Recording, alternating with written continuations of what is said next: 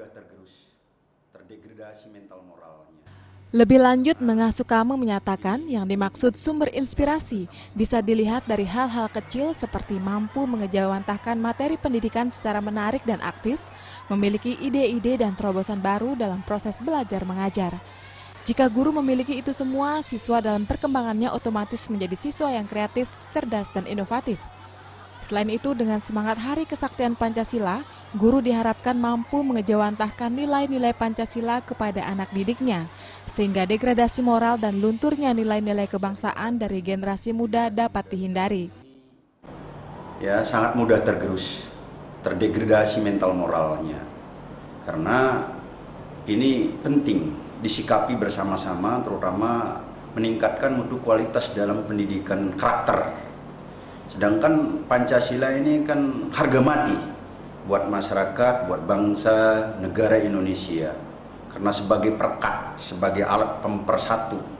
Nah, ketika ini luntur, nah sudah tentunya apa yang kita harapkan buat generasi muda ke depan. Sedangkan anak-anak kita ini sebagai generasi yang melanjutkan perjuangan dan mengisi pembangunan ini untuk betul-betul bisa berdetak, berdenyut.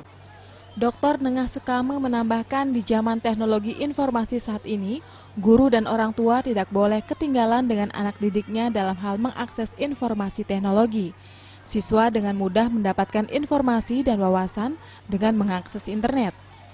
Dampaknya segenap informasi yang didapat siswa tidak semua mampu difilter dan dicerna dengan baik oleh siswa.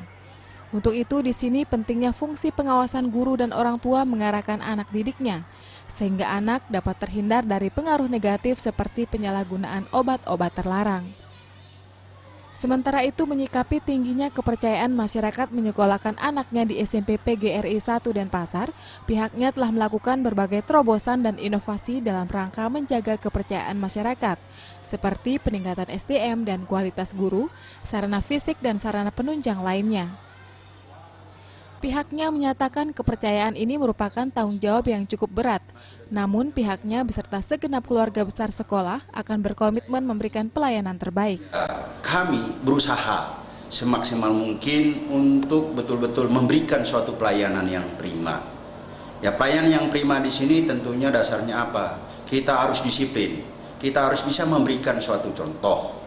Disiplin waktu, bagaimana memanfaatkan, mengisi, mempergunakan waktu sebaik mungkin untuk meningkatkan mutu kualitas pendidikan di sekolah. Berkat kerja keras segenap stakeholder, berbagai raihan prestasi akademik dan non-akademik pun berhasil diraih selama ini, seperti juara bahasa Inggris, bahasa Bali, pencaksilat, menari salsa, dan lainnya. Dan itu menandakan keberhasilan pendidikan di SMP PGRI 1 Denpasar berlangsung seimbang. Purnama dan Ngurahwire, Bali TV.